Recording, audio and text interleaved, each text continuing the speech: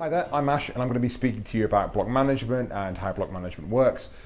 We manage a number of blocks and developments in the Greater York area and I look forward to sharing my knowledge with you. In this video, I'm going to be answering a series of questions, so here goes.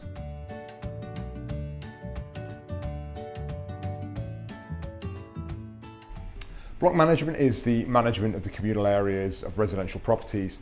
This involves organising contractors to ensure that the upkeep of the block is maintained, and the means of organising cleaners, sometimes gardeners or groundskeepers, organising insurance for the building, sending out budgets to leaseholders and collecting service charges.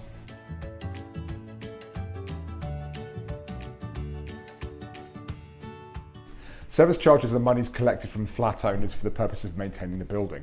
Service charges are used to cover items such as cleaning, maintenance, electricity, gardening, insurance, fire safety, decoration, roofing and guttering work, etc.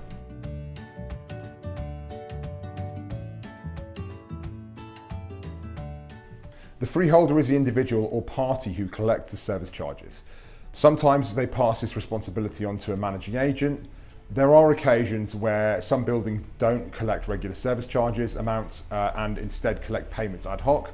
This is particularly dangerous as it can result in rather large bills cropping out of the blue, which requires prompt settlement, but where the leaseholders do not have the sufficient cash available on hand to cover these items. In light of this, it may be prudent to appoint a management company to collect service charges on an annual or ongoing basis from property owners.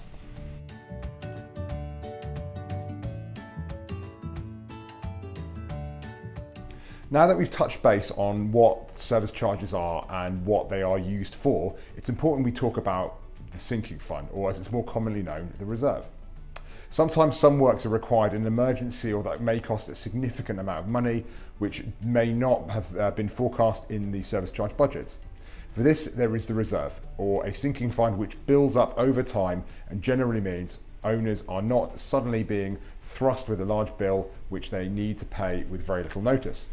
It should form part of the service charge contributions that owners need to pay, and this contribution should be ring-fenced in separate bank accounts for a rainy day fund.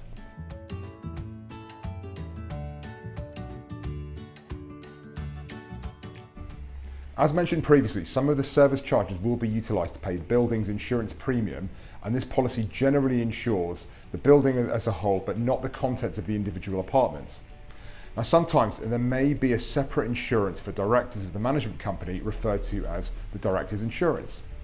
Most managing agents or freeholders will appoint an insurance broker who will scrape the market to try find the most competitive, comprehensive, cost-effectively priced insurance product.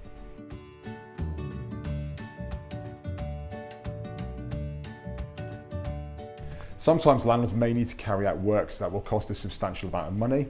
If this is the case, then sometimes it is a legal requirement to ensure that all flat owners are made aware in line with the Landlord and Tenant Act of 1985. This is known as Section 20 consultation procedure and is a timed event which involves collating quotes and allowing observations and subsequently nominating contractors as well as informing all leaseholders.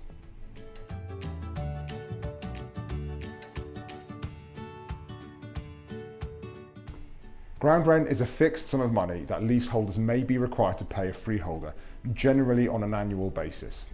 This is for the purpose of having the privilege of using or renting the land that the property is built on. The freeholder can only increase the ground rent if it is agreed with the leaseholder or this is specified in the terms of the lease.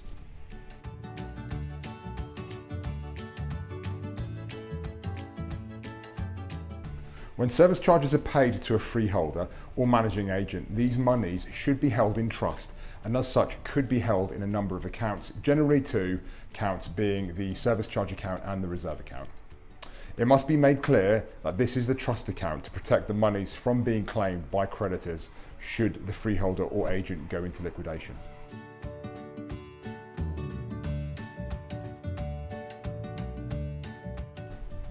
To protect the interests of the leaseholders not getting ripped off by unscrupulous individuals or companies, there is the First Tier Tribunal, or as it's commonly known, the FTT. The FTT is a body that is in place should a dispute arise between leaseholders and the freeholder or the managing agent. A leaseholder may challenge a service charge if they feel that the service charge is too high or if some work has been completed unsatisfactorily. The FTT have the powers to adjudicate on how these disputes should be addressed and to what level of service charges are appropriate, and if it is determined that exorbitant charges are attempted to be levied. That's it for this video. If you have any queries on block management or lettings, please do not hesitate to get in contact with me. For now, take care and speak soon.